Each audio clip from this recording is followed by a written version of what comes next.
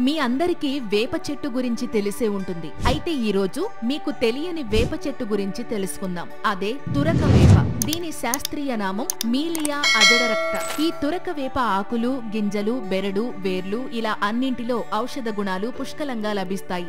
దీంతో దీనిని ఆయుర్వేదంలో అనేక రకాల వ్యాధులను నయం చేయడానికి ఉపయోగించేవారు. మరి అవేంటో ఇప్పుడు తెలుసుకుందాం. ముఖ్యంగా బ్లాడర్ స్టోన్స్ తో బాధపడే వాళ్ళు 2 స్పూన్ల ఆకు రసమునందు 500 గ్రాముల యవక్షారము కలిపి డైలీ 3 సార్లు తాగితే బ్లాడర్ స్టోన్స్ కరిగిపోయి బయటకు వెళ్లిపోతాయి. ఇక నీళ్ల విరేచనాలతో బాధపడే వాళ్ళు తురక వేప ఆకులను ముద్దగా చేసి 1-2 స్పూన్లు మజ్జిగలో కలిపి రోజుకు 3 నుండి 5 సార్లు తాగితే నీళ్ల విరోచనాలు తగ్గుతాయి. ఇంకా తలనొప్పితో బాధపడే వాళ్ళు తురక వేప ఆకులు, పువ్వులను సమానంగా తీసుకుని వాటిని మెత్తగా నూరి నుదుటిపై పట్టించిన డెలివరీ టైం లేదా డెలివరీ తరువాత వచ్చే తలనొప్పి అద్భుతంగా తగ్గిపోతుంది. ఇక చర్మంపై పొక్కులు, దురదలు, సెగ్గడ్డలు లాంటి రకరకాల చర్మ వ్యాధులతో బాధపడే వాళ్ళు తురక వేప ఆకులను నూరి చర్మ సమస్యలపై అప్లై చేస్తే స్కిన్ ప్రాబ్లమ్స్ తగ్గిపోతాయి. ఇంకా తలపై కురుపులతో బాధపడే వాళ్ళు తురక వేప ఆకుల రసమును తలకు పట్టించి పావుగంట ఆరనిచ్చిన తరువాత తలస్నానం చేస్తే తలలో కురుపులతో పాటు